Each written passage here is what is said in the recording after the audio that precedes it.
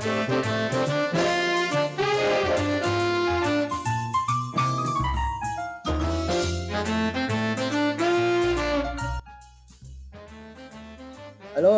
para penggemar Suyanto.id, ketemu lagi. Mudah-mudahan Anda semua sehat walafiat dimanapun berada.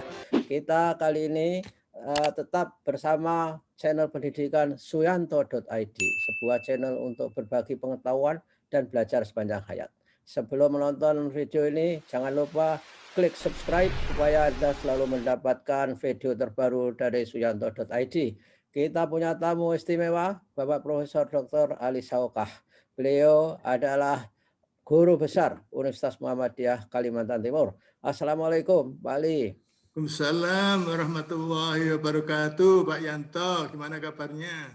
Alhamdulillah baik. Dan saudara-saudara, kita akan berbicara mengenai bagaimana mengajukan akreditasi jurnal yang isinya itu khusus untuk skripsi. Mudah-mudahan ini menginspirasi sehingga penerbitan skripsi itu terwadai dengan kualitas yang juga direkognisi.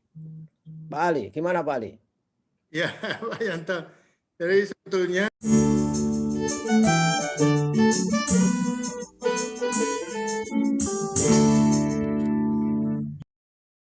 dari segi sistem ya, penjaminan mutu dalam bentuk akreditasi jurnal itu sifatnya umum.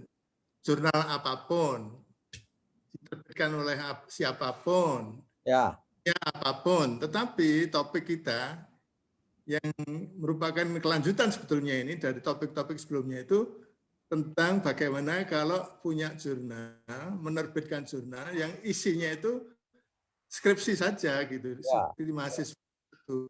Nah, peluangnya bagaimana kalau itu kemudian diajukan akreditasinya? Nah, ini topik kita hari ini. Ya, betul. Nah, tapi tentu pesan pertama ya jangan sampai lupa bahwa pada dasarnya walaupun itu tepat enggak ya? Walaupun itu jurnal isinya skripsi saja, tapi jangan khawatir masalah mutu itu sudah itu kalau kemudian kita ajukan akreditasinya gitu, sistemnya sama untuk semua. Ini yang menjadi topik kita hari ini. Yang begitu Pak Yanto. Yang membuat beda apa ini nanti? Jadi gimana Pak Yanto? Yang membuat beda kan jurnal. Oh ya. Sama. Gini, saya ingin mengulang lagi bahwa pada dasarnya kalau di dalam kaitannya dengan apa ya katakanlah jurnal-jurnal internasional itu yang banyak disebut adalah apabila itu terindeks di Scopus. Ya. Kalau terindeks Scopus itu juga akan dilihat peringkatnya. Jadi ini bukan akreditasi tapi sistem penilaian yang dilakukan oleh yang mengeluarkan Scopus itu pengindeks sebagai pengindeks jurnal itu kemudian melahirkan juga status ya dalam artian apa ya istilahnya itu level ya. Itu bisa Q1, Q2, Q ya, Q1, Q1, Q2, Q3, Q4 sampai 6 ya? Ya, gimana Pak Yanto? Q-nya sampai 6 ya? Oh, bukan, Q-nya sampai 4 saja karena Q quarter. Quarter ya, oke. Ya, jadi Q-nya itu quarter itu 25%. Jadi kalau Q1 itu ya 25% terbaik di antara jurnal-jurnal yang terindeks di Scopus. Jurnal-jurnal internasional yang dianggap bereputasi, itu kalau Q1 itu berarti 25% teratas. Q2 berarti 50% ke atas. Nah, Q3 dan Q4, kalau Q4 itu berarti ya pokoknya yang 25% terbawah, tetapi di antara jurnal-jurnal internasional yang memang dianggap bereputasi. Gitu. Di dalam sistem penjaminan mutu yang disebut dengan akreditasi jurnal nasional, itu juga ada sistem seperti itu.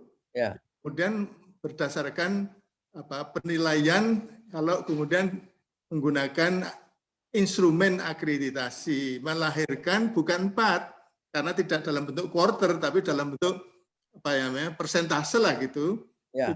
Jadi Sinta 1, Sinta 2, Sinta 3, Sinta 4, Sinta 5, Sinta 6. Ya, itu yang mix up tadi saya. Ya, begini Pak Yanto. Jadi kalau di paling bawah kan berarti Sinta 6. Oh. Tetapi topik kita hari ini bagaimana agar jurnal yang isinya itu semata-mata adalah skripsi mahasiswa S1, kalau kemudian diajukan akreditasinya tidak menjadi yang terbawah gitu loh. Ya. Bawah itu kan Sinta 6. Jadi ini kalau kemudian kiat-kiat yang ingin saya sampaikan ini bisa diikuti, maka bisa aja tidak akan terbawa. Misalnya minimal Sinta 5, syukur-syukur Sinta 4 atau bahkan Sinta 3. Kalau saya lihat, misalnya kalau ini diperhatikan, yang akan kita bahas ini kita diperhatikan oleh pengelola jurnal yang isinya hanya skripsi, itu bisalah Sinta 4 ya. Sinta 4 itu kan di tengah-tengah, Pak Yanto. Ya. Tidak yang terbawah, tidak juga yang di atasnya terbawah, gitu Pak Yanto. Ya, paham. Ya. Ya. Nah, saya akan menayangkan ini mungkin secara umum dulu, nanti kalau rinciannya belum selesai, mungkin ya diteruskan berikutnya itu. Saya mau share screen ya. Oke, go ahead. Ini satu slide saja. Ya. Saya share screen.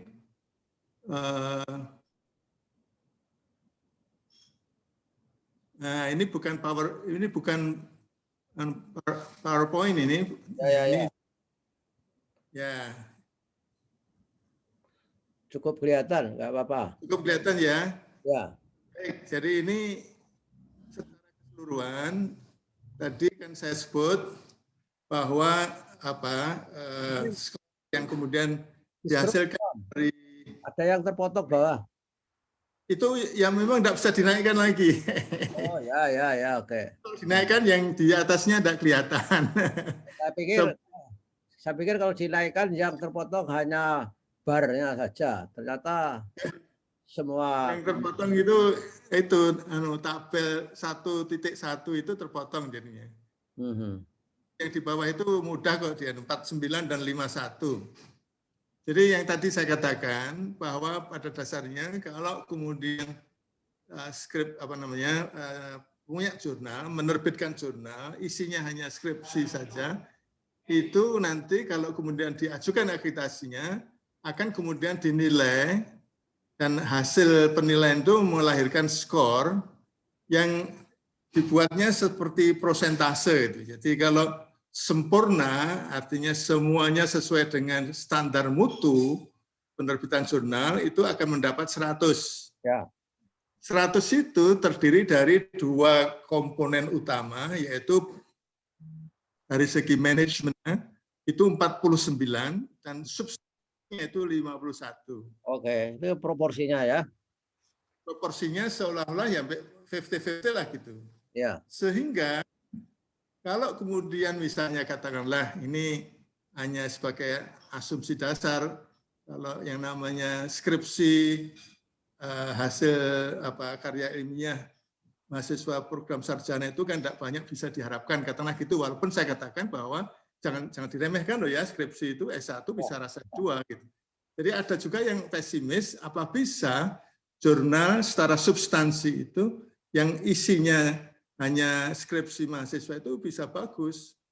Loh, jangan diremehkan dulu. Jadi kalau misalnya katakanlah dari segi substansi itu tidak sampai 51 gitu misalnya. Katakanlah persentasenya itu tidak 51 itu katakanlah separuhnya aja. 25% begitu. Maka kemudian kalau manajemennya 25%, 25 tambah 25 kan 50 Pak Yanto. Oh ya. 50, ya, jadi 50 tentang 50 sampai 60 itu Sinta 4 Pak Yanto. Oke. Bukan Sinta yang paling. Ya, jadi ini katakanlah kalau dari segi manajemen itu kan utamanya bagaimana agar kemudian semua kegiatan, baik pada waktu misalnya katakanlah penulis, dalam hal ini adalah mahasiswa, itu mengirimkan atau mengunggah atau mengirimkan itu semuanya dalam bentuk online, jadi dalam bentuk elektronik. Kemudian mengenai bagaimana status, bagaimana kemudian itu status artikel yang diunggah atau dikirim itu apakah masih dalam proses di review dan kemudian apakah sudah layak dimuat, itu juga pemberitahuannya melalui elektronik. Oleh aplikasi ya? Aplikasi yang sistem, dalam bentuk sistem. Orang sebut di Indonesia itu yang paling populer itu OJS. OJS ya. OJS pengelolaan jurnal secara online. OJS itu singkatan dari Open Journal System ya, OJS. Nah, kalau semuanya menggunakan OJS itu bisa maksimal. Termasuk misalnya pada waktu katakanlah di review oleh reviewer itu juga komunikasi dari pengelola jurnal, editornya dengan para reviewernya itu juga melalui OJS. Kemudian pada waktu misalnya editornya juga mengedit artikel itu juga melalui OJS. Jadi tidak ada yang menggunakan paper, itu maksimal Pak Yanto. Jadi artinya kalau itu semua yang bisa dilakukan itu dilakukan dengan sempurna, maka akan minimal tuh dapat 50 Pak Yanto. Oke. Jadi kalau ada hal-hal lain, ya jadi misalnya kalau yang saya lihat ini, kalau dari segi manajemen itu, kalau masalah penamaan jurnal ilmiah itu bisa maksimal 3, ini saya kira bisa, ini kan kendalinya pengelola. Ya. Lembagaan penerbit ini kadang-kadang tidak bisa apa-apakan karena lembagaan penerbit ya apapun juga ini yang paling tinggi itu kalau misalnya dikelola oleh himpunan profesi, tapi kan kalau jurnal yang isinya skripsi kan oleh lembaga, oleh jurusan atau oleh fakultas. Tapi ke depan tidak menutup kemungkinan ada himpunan profesi semakin bertumbuh sekarang Pak Ali. Ya betul, bisa juga itu kemudian nanti kerjasama. Di tempat saya ada profesi pendidik pendidikan ekonomi, Asproprendo misalkan. Itu kan sudah menerbitkan juga itu. Ya betul. Ya tapi ini kan kalau yang jurnal isinya semata-mata skripsi kan itu biasanya jurusan itu Pak Yanto. Ya. Ya jurusan. Jadi kalau penyuntingan dan manajemen jurnal ini, penyuntingan ini termasuk di dalamnya itu ada pelibatan mitra besari. Misalnya, pelibatan mitra besar itu pelibatan reviewer. Jadi misalnya reviewer itu bisa dipilah dari segi mutu, dari segi skor ya, bukan mutu ya. Skor artinya itu mencerminkan mutu. Ya. Maksimal itu apabila reviewernya itu punya reputasi internasional. Reputasi internasional itu dilihatnya dari bagaimana produktivitas publikasinya. Nah, tapi juga tidak hanya dari lembaga sendiri. Ya, gampang tuh itu dilihat ya. Pada Google Scholar itu kan bisa. Ya. Kalau kan juga orang dari luar, ini bisa membuat nama jurnal Pak Ali, rambu-rambunya apa? Harus mencerminkan isi kan, harus apa gitu. Betul, ya. Penamaan jurnal ilmiah ini kan sebetulnya kendali, mestinya bisa dapat 3 ini karena yang spesifiknya, yang betul-betul nama jurnal itu mencerminkan keilmuan yang memang dicakup dalam artikel-artikel yang dimuatnya. Nah, jadi kemudian kelembagaan penerbit itu memang yang paling, kalau dari segi keilmuan kan yang paling tidak kerjasama dengan himpunan profesi. Nah, kalau yang penyuntingan manajemen ini terkait dengan pelibatan editor dengan pelibatan reviewer, Pak Yanto. Oke. Ini saya kira, tapi tidak hanya yang dalam kaitannya dengan assessment secara online, jurnal-jurnal yang mau diakreditasi itu, ini berbasis bukti, Pak Yanto. Jangan sampai dituliskan namanya saja. Misalnya penyuntingan itu oleh penyunting itu tidak hanya ditulis nama dan kemudian CV-nya, tetapi juga ditunjukkan bukti-bukti bagaimana dia bukti penyuntingannya itu, bahwa dia memang betul menyunting dari segi bahasa, sedangkan kemudian reviewernya itu betul-betul ada rekam jejaknya Dan dari segi produktivitasnya, tapi juga bukti-bukti catatan-catatan dalam naskah itu, Pak Yanto. ya, itu semua rekam jejaknya itu dicatat dan didokumentasikan di OJS, Pak Ali. Betul. Jadi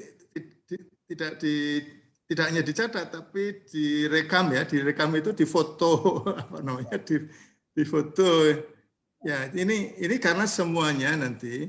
Jadi ini serba istilahnya itu sekarang mulai tahun 2018 itu semuanya dilakukan secara online. Jadi hanya katakanlah itu tadi submit menulis ke pengelola jurnal itu online. Online itu tidak termasuk email, itu tidak termasuk email, itu masih dianggap online, tetapi yang paling sederhana. Jadi online dalam artian pakai OJS tadi, open system tadi. Kemudian, nah ini yang penting, pada waktu kemudian dilakukan assessment untuk akreditasi jurnal, ini juga online. Beda dengan akreditasi program studi. Jadi kalau akreditasi program studi, itu yang desk evaluation itu mungkin online, melihat berkas-berkas, tetapi ada face-nya, ada site visit-nya. Tetapi kalau jurnal ini tidak ada site visit-nya. Semuanya harus lengkap, bukti-bukti itu harus lengkap, ada di OJS, ada dalam dokumen-dokumen yang dilampirkan ya, dalam artian diunggah gitu. Ini tanpa diketahui kapan itu mau di assessment. Jadi lain dengan assessment untuk akreditasi program studi, assessment untuk akreditasi jurnal ini tidak diketahui kapan jadwalnya. Itu begitu deadline sudah ditutup, sudah sampai pada deadline, kemudian ada penugasan pada asesor, itu dilakukan oleh asesor dalam rentang waktu yang sudah ditentukan, sehingga pengelola jurnal itu ya tidak lagi bisa apa-apa. Ya. Andai kata dia nggak selesai mereview, gitu ya? Ya, jadi gini Pak Yanto, jadi untuk itu maka perlu adanya simulasi. Simulasi itu jurnal yang mau diajukan akreditasi itu kemudian seolah-olah dihadapkan kepada asesor, mungkin ini internal saja, jadi sama-sama di program studi yang sama atau di fakultas gitu, itu seolah-olah melakukan assessment jurnal secara online. Kelihatan nanti apakah dokumen-dokumen yang berbasis evidence, yang berbasis bukti itu dengan mudahnya bisa diakses secara online. Ya. Ini harus disimulasi. Kalau tidak disimulasi, itu kan tidak akan ketahuan. Itu nanti kalau dicari oleh asesor itu ada enggak. Nah, kalau tidak ada, maka tidak ada lagi komunikasi antara jurnal dengan yang melakukan akreditasi tadi.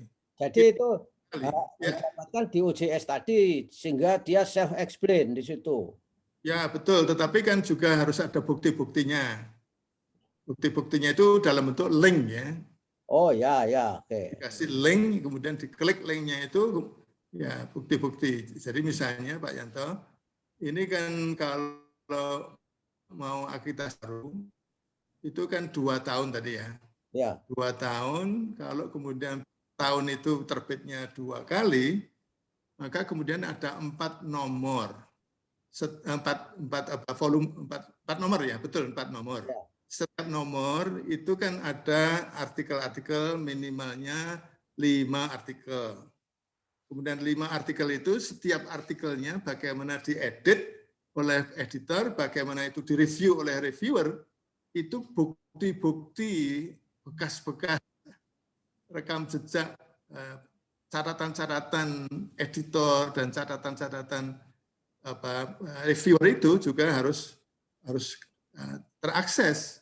Ya, ya, oke. Nah, Dan aksesnya nah, itu, linknya itu juga yang memfasilitasi kan OJS tadi, Pak Ali. ya betul, betul. Ya betul. Tapi kemudian ada ya di OJS itu kan juga bisa mengakses kira-kira kemudian dikasih link tadi. Ya, karena dia punya history kan. Ya betul. Jangan sampai kemudian kinerja penyunting dengan kinerja mitra besardi atau reviewer itu sama aja. Jangan sampai mitra besar, jangan sampai reviewer itu ngurusi bahasa. Reviewer itu harus ngurusi substansi. Ya, substansi. Sedangkan kalau penyunting itu ngurusi masalah kebahasaan, paparannya udah jelas atau tidak, bagaimana paragrafnya gitu. Nah, bukti-buktinya itu juga sudah harus, seringkali memang ada juga reviewer yang belum paham Pak Yanto. Reviewer itu pada waktu diberi tugas, kemudian dikembalikan tugasnya itu ternyata komentar-komentarnya itu komentar-komentar bahasa. Komentar yang sifatnya teknis, bukan komentar substansi. Nah ini nilainya akan tidak bisa maksimal. Dari segi ini kan kalau 49 itu penyuntingan dan manajemen kan 17. Ya, ya. Tapi sekali lagi kalau kemudian itu tidak bisa maksimal, kalau kemudian bukti-bukti juga mudah sekali diakses, kemudian juga rekam jejak, maksud saya adalah CV dan kemudian bagaimana mereka itu melakukan pekerjaan itu jelas, itu saya kira bisa dari 17 itu dapat 10. Ya, tapi Pak Ali, ini pertanyaan terakhir. Ya, pertanyaan terakhir. Berarti kalau kita mau mengajukan jurnal untuk diakreditasi, mencari reviewer itu sangat penting, bahwa reviewernya itu kinerjanya juga baik, kan begitu. Kalau reviewernya nggak baik, berarti juga ikut menyeret dari kualitas jurnal kita yang akan diakreditasikan itu. Benar tidak itu? Betul. Jadi memang perlu ada SOP ya, standar, artinya tupoksi atau apalah namanya, job description ya. Bagaimana yang diharapkan dari para reviewer itu, pekerjaan apa yang harusnya dilakukan, kemudian hasil reviewernya itu kira-kira apa, itu bisa saja punya template Pak Yanto. Ya, ya. Yang kemudian itu tinggal diisi saja oleh reviewernya, tapi template-nya itu memang betul-betul isiannya yang ditanyakan itu, yang diisi di situ, hal-hal yang sifatnya substantif. Nah, substantif itu nanti kalau saya teruskan berikutnya untuk mungkin episode berikutnya, misalnya masalah substansi artikel 39 itu. Apakah misalnya betul-betul yang digunakan sebagai acuan itu dari jurnal yang terbit mutakhir dan jurnalnya bereputasi misalnya dan seterusnya. Dan kemudian apakah betul-betul itu dikutip dan apa yang dikutip dari situ itu sebetulnya yang menjadi pekerjaan reviewer. Jadi ada template istilahnya itu formulir isian tentang substansi artikel, sehingga kemudian melahirkan rekomendasi, ini kira-kira ditolak begitu saja atau diterima begitu saja atau dengan revisinya apa. Tapi semuanya itu terkait dengan substansi, bukan kebahasaan. Ya. Oke. Ya, oke. Saya kira kita sudah jelas untuk tahap ini, Pak Ali. Saya kira kita masih punya hutang untuk menyelesaikan ini di episode yang akan datang, saya kira. Ya, betul Pak Yanto. Bisa saya, mudah-mudahan ini memang inspirasi jurusan-jurusan kita yang ingin berupaya bagaimana mahasiswa kita itu bisa berlatih menerbitkan jurnal skripsinya. Ya ini ya nggak apa-apa dikatakan berlatih, tapi berlatih yang benar maksud saya. Ini kan ada kriteria. Ya inilah saudara-saudara para pemirsa suyanto.id, kesimpulannya adalah bahwa jurnal yang berisi skripsi itu bisa berkualitas dan bisa diakreditasi sesuai dengan standar-standar yang lazim berlaku. Terima kasih Pak Ali atas kebersamaannya. Mudah-mudahan kita ketemu minggu depan untuk menyelesaikan pembahasan ini di episode berikutnya. Ya, demikian. Assalamualaikum warahmatullahi wabarakatuh. Terima kasih, Pak. Waalaikumsalam warahmatullahi wabarakatuh.